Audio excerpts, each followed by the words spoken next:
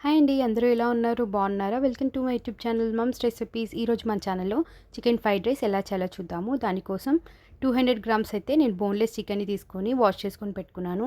ఇందులోకి పసుపు, ఉప్పు, కారం, గరం మసాలా, ధనియా మసాలా, 1 స్పూన్ అల్లం వెల్లుల్లి పేస్ట్, 1 లెమన్, అలాగే 1 ఎగ్‌ని కూడా వేసుకొని మంచిగా కలుపుకొని మ్యారినేట్ చేసుకుందాం. హాఫ్ అన్ అవర్ తర్వాత మనమైతే కడాయి పెట్టుకొని ఆయిల్ వేసుకుందాం. చికెన్ అంతా మంచిగా ఫ్రై చేసేసుకొని స్మాల్ పీసెస్‌గా అయితే కట్ చేసేసుకుందాము. ఇదే ఆయిల్‌ని ఇంకో కడాయిలో కొంచెం వేసుకొని 3 ఎగ్స్‌ని అయితే వేసేసుకొని పెద్ద పీసెస్‌గా కట్ చేసుకొని మనం ఫ్రై చేసుకున్న చికెన్‌ని కూడా యాడ్ చేసుకుందాము.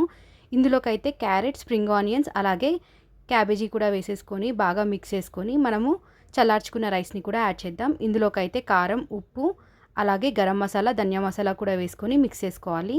ఆ తర్వాత 1 ½ స్పూన్ అయితే సోయా సాస్, 1 ½ స్పూన్ అయితే వెనిగర్ అలాగే టేస్టింగ్ సాల్ట్‌ని కూడా వేసుకొని మిక్స్ చేసుకుందాము. ఒక 5 మినిట్స్ తర్వాత అయితే స్టవ్ ఆఫ్ చేద్దాం. అంతే, ఎంతో టేస్టీ అయిన చికెన్ ఫ్రైడ్ రైస్ అయితే రెడీ అయిపోయింది. Thank you. Please subscribe.